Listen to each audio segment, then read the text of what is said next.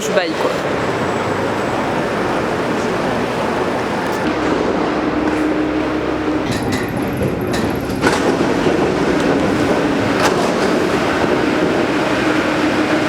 Là pour l'instant on est sur la bouche de métro, mais le moment où il va y avoir le Parc des Princes, ça va être incroyable. Peut-être qu'on va croiser Kylian, on ne sait pas, hein. Peut-être. Hein. S'il y a bien un endroit où il est, c'est ici. Hein. Alors on était le 9 juillet, c'était le jour de mon anniversaire, et pour fêter ça, Debbie m'a emmené voir Paris. Il n'y a pas du tout de stade, hein. On t'a menti. Hein. Le Parc des Princes. On a sauté le petit déj pour y aller assez tôt le matin et c'est vrai que Deb elle s'en fout total du foot, mais moi je voulais absolument commencer par là notre visite de Paris. Le stade du PSG, celui de Paloetta, d'Ibra, de Mbappé. Paris c'est le foot avant tout et gosse j'adorais ça le foot, vraiment j'adorais. C'était à l'époque de Ronaldinho, de Henry, le début de Ribéry, le prime d'Alexander Frey et même Pedretti en équipe de France pour vous dire à quel point c'est vieux. Je jouais au foot dans un club, je regardais tous les matchs à la télé et je cumulais aussi les milliers d'heures sur Pro Evolution Soccer, sur PS2 et PSP, le meilleur jeu de foot de l'époque. Tu regardes quoi ? 34 € la Tour Eiffel. C'est le PSG, hein ? Après, ça a l'air d'être de la bonne qualité, mais...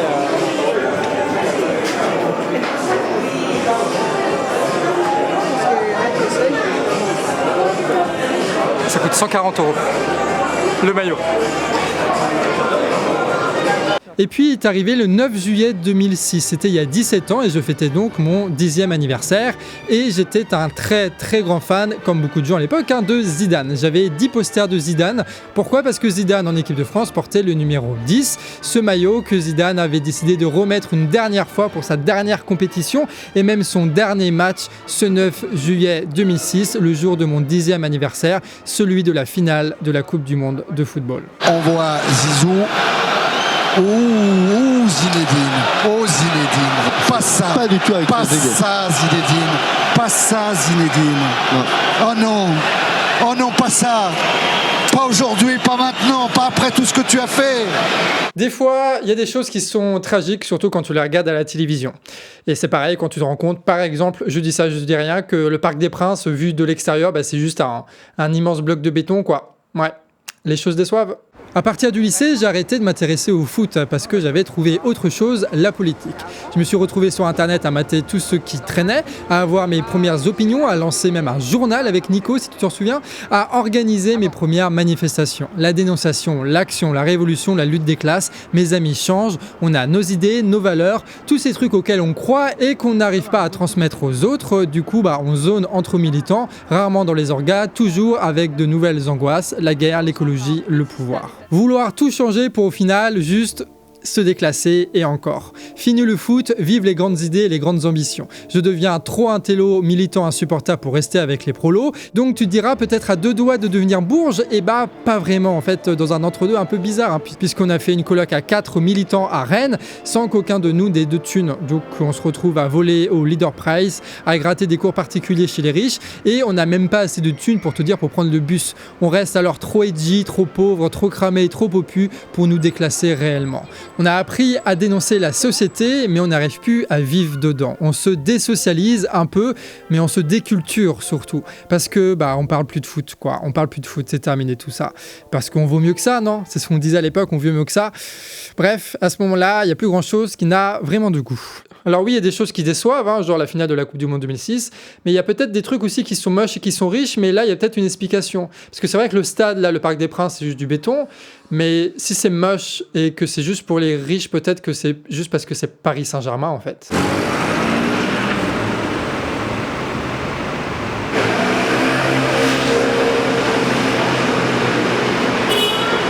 En fait, c'est intéressant de regarder les kiosques à Paris, parce que du coup, le truc qu'ils mettent en grand là, comme ça, c'est toujours le truc qui est intéressant pour les gens, c'est le truc qui va vendre. Et là, d'un coup, vu qu'on est dans le 5e et tout machin, dans un quartier de Bourges, forcément, le truc qui sort, c'est les trucs de conseils de notaire, machin, pour se faire du bif sur l'immobilier. Globalement, c'est ça, quoi. Assurance vie ou contrat de capitalisation, blablabla, voilà quoi. Non mais en fait, tu sais que t'es dans un quartier de Bourges quand tu vois des magasins comme ça. Qui peut acheter un canapé comme ça ? Qui ? Tout est design, tout est gigalux. Qui peut acheter ça ? Les gens qui habitent ici en fait, c'est tout. Regarde. Guéridon là, Guéridon, 1463 €. Cette merde là, le tabouret là avec le truc en marbre dessus. What the fuck? Même les poignées elles sont design, même les poignées de la boutique sont design, c'est quand même un délire. Genre qui fait ça? Pourquoi? Messieurs, dames, bienvenue au quartier Saint-Germain-des-Prés. 20 000 € le mètre carré. Mon appart que je loue vaudrait plus d'1 million dans l'un de ces immeubles-là. Au 6e arrondissement où Macron a fait 46% au premier tour, Zemmour 10 et Pécresse pareil. Les gens qu'on croise ont le regard de ceux qui ne deviendront jamais nos potes. On entend leurs conversations et instinctivement on se regarde avec Deb avec des gros yeux. C'est un monde étranger que celui des fortunés. Ce qui est devant nous, c'est un ghetto de riches qui a un sale goût. Les gars, vous vous souvenez ou pas genre des bâtiments que Yoann il trouvait trop bien avec que du carrelage partout là? Et ben ça c'est un hall d'immeuble dans le 6e. Voilà. Le truc il est en marbre. Il y a du marbre dans le hall d'immeuble. C'est un truc de fou, tout va bien. Si le parc m'a rappelé le monde que j'ai quitté, Saint-Germain me rappelle ce monde d'où je ne viens pas et dans lequel je ne serai jamais. Et si on n'a pas réussi à faire la révolution comme espéré, ça ne nous empêche pas pour autant de jouer la lutte des classes à l'extérieur, c'est-à-dire chez vous, chère bourgeoisie parisienne. Vous avez l'État, les entreprises, la police, la justice, mais rien pour se protéger de nous qui vous manquent de respect. C'est notre petit jeu, 1 heure de notre vie de vous scandaliser. Et que pouvez-vous y faire face à ça? Rien.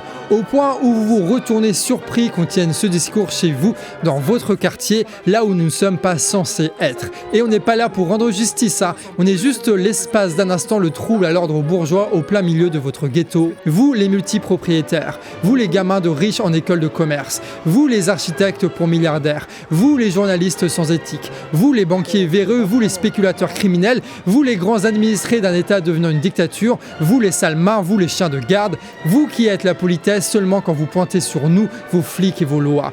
Le français mange à 17% de moins à cause de la hausse des prix, pas vous. L'année prochaine, Attal dit qu'il va falloir que les Français se serrent la ceinture. Il ne parle évidemment pas de vous. Les gens crèvent à l'hôpital public, pas vous.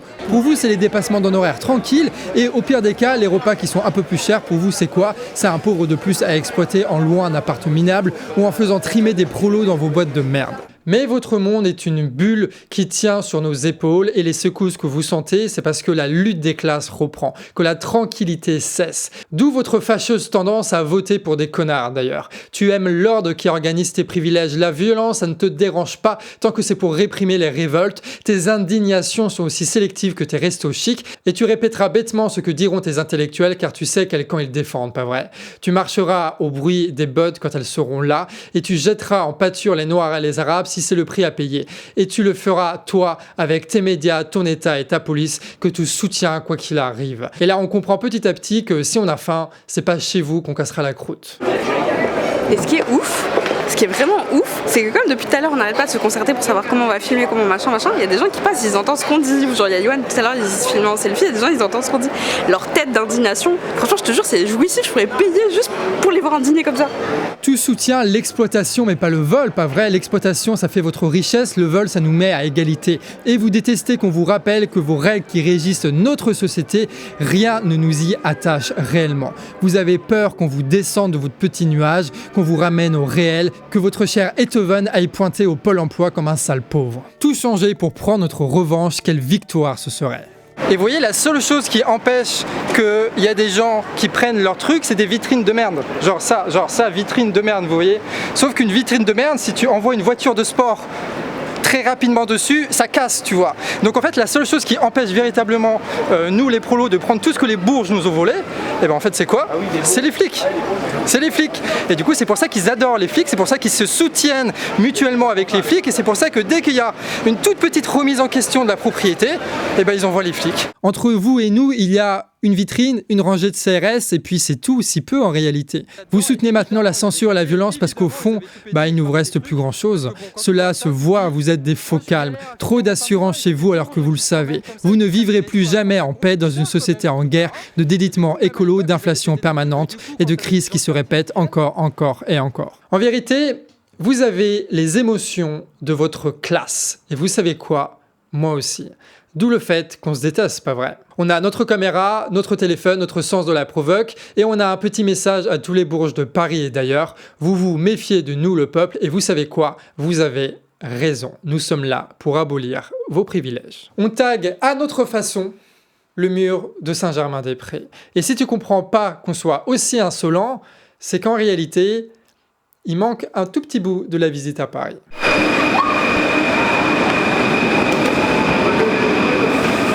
Après 2006, les vieux de l'équipe de France partent. Laurent Blanc puis Didier Deschamps lancent un nouveau cycle de reconstruction. C'est quand j'arrête le foot qu'une nouvelle génération arrive. Griezmann, Varane, Lloris, Pogba, l'équipe se renforce mais manque encore de percussion. Et vous savez quoi ? S'il y a certaines choses qui déçoivent, d'autres non. Lucas. Ouais, c'est bien ça, c'est bien ça. C'est bien ça. Si Mbappé face à Vida. Oh,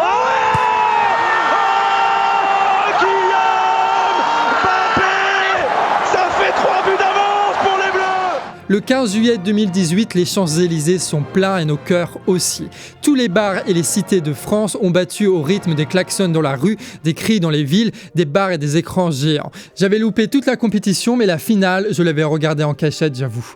Et j'étais, comme tout le monde, excité et heureux. Mon passé prend sa revanche. Moi, le presque déclassé, moi, le déprimé, moi, l'angoissé, voilà que j'avais un sujet, une expérience de nouveau commune avec tout le monde. Pas une expérience de gauche, pas une expérience d'écolo, non, une expérience des gens, enfin de ceux qui matent le foot, mais tu me diras, c'est déjà pas mal. Et vous savez, on pense parfois que certaines choses déçoivent, et on se trompe. 125 jours plus tard, des vidéos Facebook rameutent dans la rue des gens qu'on ne voyait jamais. Ils s'organisent entre eux partout en France, sans parti et sans syndicat. Ils impressionnent, ils tiennent bon. On y est dès le début, évidemment. Et on a même fini par créer un média pour trouver une excuse pour les filmer. Mes pratiques militantes accumulées pendant des années me servent enfin. Je mets tout sur la table comme les autres et on fait des tracts, des affiches, des réunions et des manifs. Mais ça, en vrai, c'est des détails parce qu'on passe surtout notre temps à attendre dans des abribus à Carnivia ou alors dans le monoxyde de carbone du rond-point de Grasse. Alors, on critique Macron, ça je sais faire, puis on parle de foot finalement. La situation fait que je déterre ma culture d'enfance et ouais, toi tu sais quoi dire de Beckham au Real de Madrid? Tu sais quoi dire du coup franc de Juninho contre le Bayern ou de la simulation de Malouda, l'ancien Guingampais? Moi oui, je sais. Et puis la Coupe du Monde, tu sais bien sûr, 98, 2006, 2018, j'ai tout en tête. Les prolos que les gauchistes méprisaient étaient là, dehors, s'organisaient comme jamais et moi j'étais là avec eux à parler du foot et à donner mes billes que j'avais accumulées toutes ces années. Enfin, j'étais à ma place, enfin, je savais ce que j'avais à faire. Cette année-là, les Français sont descendus 2 fois aux Champs-Élysées. Une première fois pour les Bleus, une première fois pour les Jaunes. Et si j'ai manqué le premier rassemblement, t'inquiète pas que je vais pas manquer le second. L'Arc de Triomphe, évidemment, on y était en décembre. Je sais même pas comment on est allé à Paris, j'ai même pas de souvenir de ça. Je sais juste qu'on s'est retrouvés dans ces grandes rues-là, sans rendez-vous et sans horaire, sans de quoi bouffer aussi, et il fallait juste traîner dans le centre et suivre les mouvements de foule qu'on voyait un petit peu partout, parce qu'en réalité, c'était ça les Gilets jaunes. Pas d'appel précis, juste l'envie de dégager Macron, et pour ça, il fallait aller à Paris et pas n'importe où, sur la plus symbolique des avenues pour venir gueuler notre ras-de-bol aux Champs-Élysées. Je me rappelle des discussions avec les gens, du pavé des Champs que j'ai récupéré, des histoires qu'on se racontait alors. Et je me souviens que le moment le plus tendu, c'était sur les champs, lorsqu'on chantait la Marseillaise révolutionnaire, et qu'à ce moment-là, il y avait des camions de CRS qu'on voyait au bout de l'avenue. Ils ont lancé des lacrymos qui tombaient du ciel au moment du refrain. Un refrain qu'on a crié plus fort que le couplet, histoire de leur dire que rien ne pouvait nous faire taire. Même le gaz n'étouffera pas nos chants. En fait, c'est pas compliqué. Quand on est seul chez soi, c'est la déprime. Quand on est seul chez eux, c'est juste l'insolence pour essayer de les taquiner un petit peu. Et quand on est en groupe avec des camarades chez eux, c'est là où la lutte des classes démarre. Il y a là le goût de la révolte épicée comme je l'aime et rempli d'adrénaline, à vouloir tout changer pour vivre ces moments encore et encore. Là, c'était pas juste une moquerie sur internet, non, les Gilets jaunes ont vandalisé un monument, cassé les vitrines des boutiques. Il y a même le Fouquet's qui a été brûlé. Bon, ça, en vrai, c'est les CRS qui l'ont fait avec leurs lacrymos, mais on a quand même apprécié le spectacle. Pour les bourges, il est scandaleux que le peuple vienne de toute la France pour le défier au lieu de courber les chines comme d'habitude. Que les gens osent venir dans leur lieu, dans leur boutique, dans leur restaurant. Ça les emmerde, les bourges. Pour eux, rien que de voir le petit peuple qu'ils méprisent, c'est impensable. Venir là, c'était leur cracher à la gueule. Et on l'a fait en pleine conscience. Fini les discours, fini les mensonges, fini les manipulations, fini l'exploitation bien tranquille derrière leur bureau. On avait trop de fierté pour se laisser faire et on était trop nombreux pour pas faire du bruit sur leurs fenêtres. À ce moment-là, ils ont compris que la société ne leur appartenait pas, qu'ils ne la contrôlaient pas et qu'elle pourrait un jour bien leur exploser entre les mains. Et cette explosion, c'était nous. Et ça, on l'avait compris et on ne l'a pas oublié. 2018, c'est l'année de Mbappé. 2018, c'est l'année des Gilets jaunes. C'est l'année où Paris est devenu, pour moi, la révolutionnaire. Paris, la révolutionnaire, avec l'Élysée comme champ de bataille, certes, mais l'avenue aujourd'hui, sans les flammes, eh ben, elle a une toute autre gueule quand même.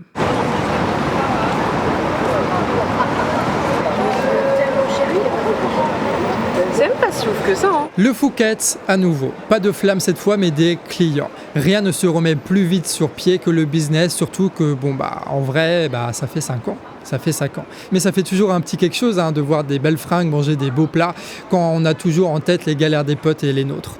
Il y a bien 2 classes, la nôtre et celle qui salarie les gens pour assurer sa sécurité. La côte de veau, c'est pas si cher que ça, le truc ça coûte 50 €. Un club sandwich au poulet, ça coûte 29 €. Non mais, juste, une vitelle, ça coûte 8 €. Et ça me rappelle d'ailleurs que j'ai faim, tout ça. La plus belle avenue du monde, on l'avait fait résonner au rythme des slogans et c'était tellement plus beau que de faire les manifs traditionnels Bastination. On parle trop rarement de la force des symboles. Et là, c'en était un fort de symbole. Peut-être pas pour vous, camarades parisiens, mais pour nous, oui. Mais en vrai de vrai, si on voulait véritablement toucher les Bourges, on serait allé à Saint-Germain, on serait pas allé au Champ. Et si on avait envie d'aller aux Champs-Élysées, c'est parce qu'à Paris, on est tous un peu des touristes et qu'on a envie de voir ça quand même. En 2018, c'était un peu ça, et en 2023, ça l'est toujours. Moi, là, je suis le touriste et Deb, la parisienne qui se moque de son pote qui découvre la capitale.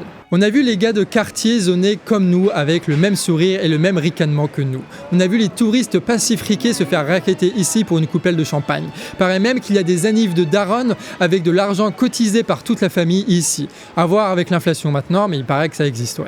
Les boutiques, c'est du luxe marketé pour nous. Les potes en achèteront peut-être lorsqu'ils auront une augmentation de salaire d'ailleurs. C'est quand le Parc des Princes a vendu Mbappé, mais au fond, c'est nous qui achetons les maillots. Ok, il y a le Phuket, mais il y a aussi le McDo, le plus cher McDo de France, c'est vrai, mais un McDo quand même. Les Champs, c'est pas un ghetto. Il y a du mouvement, il y a du passage, des gens qui ne restent jamais sur place. Comme la Tour Eiffel d'ailleurs, c'est super beau, mais il n'y a pas de Bourges. Il y a des touristes, des pianistes qui forcent un petit peu trop.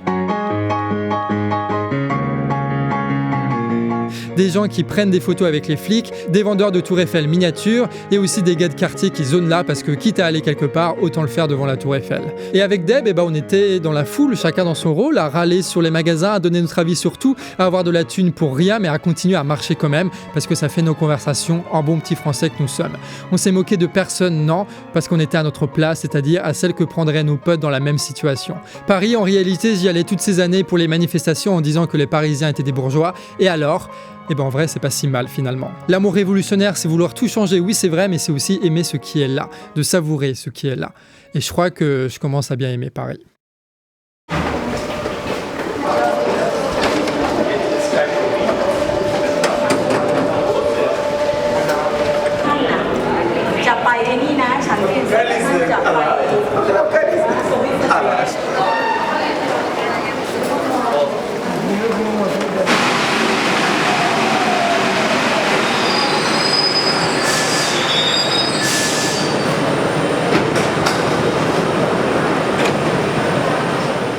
La journée se termine et la visite de Paris, elle aussi.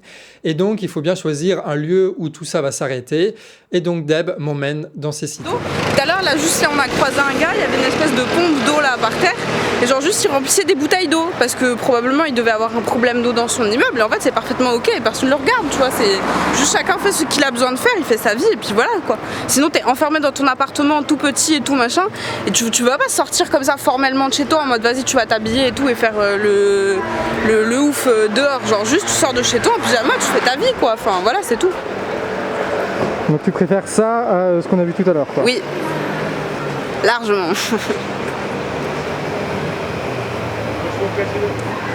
Donc tu peux nous emmener à la boutique Louis Vuitton ? Quoi ? C'est tout, mais en fait, c'est ces bâtiments-là, ils ont commencé à essayer de rester dans la même logique que en fait, les habitats parisiens de base. En fait, c'est les premières cités, elles ressemblaient à ça. C'était plus des immeubles dans les faubourgs et tout, c'était plus comme ça, quoi. Mais c'est à l'ancienne, c'est juste parce que c'est vieux en vrai. Et c'est archi insalubre, c'est surtout ça. Ça fait bizarre d'y être dans la nuit. Ça me fait penser que durant la première vidéo qu'on a faite sur les révoltes des quartiers, j'utilisais le mot banlieusard. Et ça, c'est à cause de qui? C'est à cause de Kerry James en vrai. Hein. Alors qu'en vrai, on ne dit plus banlieusard depuis Kerry James, justement pour vous dire. Mais ça me fait penser que sur la PSP que je vous disais où je jouais à PES, là, il y avait aussi des albums de Kerry que j'écoutais en boucle. C'est lui aussi qui m'a politisé, avec sa aise. Ce qui fait un drôle de mélange. Mais bon, c'est la France, que veux-tu? Ce qui est sûr en tout cas, c'est que si moi, petit blanc breton, j'ai eu de la musique des quartiers dans les oreilles ces 15 dernières années, c'est pas par hasard. C'est que la culture française, c'est la nôtre. Pas celle de Saint-Germain, hein. Je parle bien de notre culture à nous. Alors forcément, quand les révoltes de Nanterre éclatent, moi j'avais des années de rap qui racontent 2005 en fait, qui parlent de la vie dans les cités. Quand certains voient les Noirs et les Arabes se bouger, ils appelaient ça des émeutes. Moi quand je vois ça, en fait je vois des gens qui, pour les mêmes raisons que les Gilets jaunes, bougent. Et ils s'organisent de la même façon que les Gilets jaunes pour faire les actions qui ressemblent quand même vachement à celles qui ont été faites par les Gilets jaunes, si on réfléchit bien. Il y a quand même eu des appels spontanés aux Champs-Élysées dans les deux cas. Hein. Exactement, les Gilets jaunes et les banlieues. Pareil, les mêmes raisons, on va dans les Champs-Élysées. C'est pour ça que je dis quand même, les gens qui font ce pays, ils sont incroyables. On voulait faire une vidéo dans l'histoire du populisme, là, comment elle s'appelle la vidéo? Retour du peuple. De base, on voulait filmer à l'Arc de Triomphe et ensuite venir là, viens là. Et ensuite venir et filmer cet Arc de Triomphe là. Et faire le parallèle. Là. C'est un Arc de Triomphe? C'est pas... Non mais ça ressemble. En fait c'est les portes de Paris, puisqu'en fait c'était là où en gros Paris ça s'arrêtait avant, maintenant ça s'étend plus loin, mais genre en gros c'était les axes des faubourgs quoi. Du coup il y avait des constructions comme ça parce qu'il y avait les murailles quoi. Enfin les murailles, il y avait des bails comme ça quoi. Mais avec des murs. Et là ils ont abattu, il reste que les trucs autour, les portes. C'est clair ce que je dis hein. Vous, les gars de quartier, on vous a soutenus comme des gilets jaunes. Vous avez fait le choix de la révolte, alors on était là avec vous. Et qu'importe les crachats des bourges, la propagande du pouvoir et vos erreurs, on ne montrera aucun signe de désolidarisation. Il fallait qu'on vous le dise, on est avec vous, point barre. Et même lorsque vous avez tort, on reste à côté de vous. Sinon, ça sert à quoi le soutien si on n'est pas là dans les moments difficiles? Parce qu'on fait le pari que comme à chaque fois que les gens bougent, ça évolue avec le temps, comme nous on a évolué avec le nôtre. Et on sait aussi que les révoltes qu'on a vues, ce n'est ni le début, ni la fin de quelque chose. Et on espère aussi qu'un jour notre route se croisera. Voilà tout ce qu'on avait dans notre tête. Une solidarité de classe, un respect de classe. Et tant qu'il y a ça, tant qu'on peut transmettre ça un tout petit peu, il y a des chances que ça marche, alors on s'y raccroche. On connaît les enjeux, on connaît notre force, on sait précisément le travail qu'il nous reste à faire, et nous le faisons. Et on fait ça pour un jour, nous le peuple, prendre le pouvoir, pour abolir la misère et pour nous dégager un petit peu de temps, affronter les crises qui nous font face et rendre cette vie encore plus belle pour tous. Parce qu'en vrai, les révolutionnaires, c'est vous qui allez écrire l'histoire, c'est vous qui allez changer les choses. Vous les gars de quartier qui ont bougé, vous les gilets jaunes qui ont décidé de bouger aussi, vous qui avez fait le choix un jour de se révolter, de vous organiser, et vous tous ceux qui le feront et referont demain. Parce que match après match, on tente de renforcer notre équipe et on sait quelle coupe on veut au final. Alors évidemment, ça marche pas tous les coups. Hein. Parfois, même avec le retour de meilleur joueur du monde, on perd au tir au but contre la Suisse. Que veux-tu? On comprend que ça prend du temps, plus que ce qu'on voudrait des fois. Et parfois, même un triplé de Mbappé, ça suffit pas pour ramener la coupe à la maison. Mais il n'y a aucune résignation à avoir quand on a le goût du meilleur, un peu d'expérience et qu'on sait que le meilleur est sans doute à venir. C'est pour ça qu'on ne se laisse jamais aller.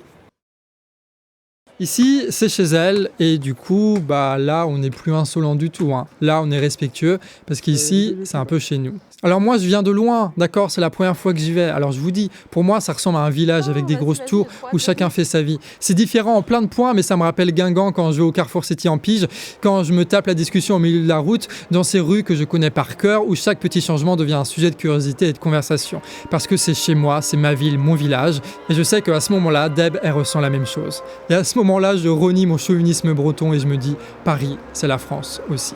Bon, il commence à se faire tard, j'ai toujours faim, mais va trouver un resto à 10 balles vegan ici.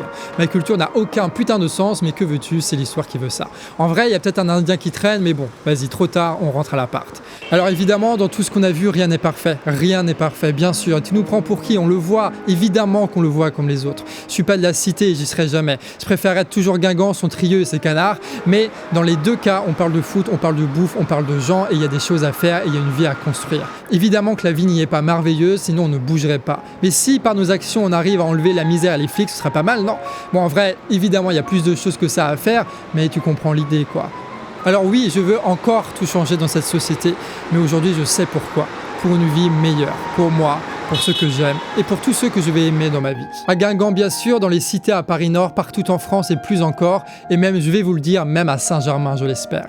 Alors non, Kuro, on n'est pas des bandeurs, on sait juste quoi faire de nos vies. Alors avec toutes ces histoires, on n'a toujours pas mangé, c'est vrai, mais il nous reste le monde.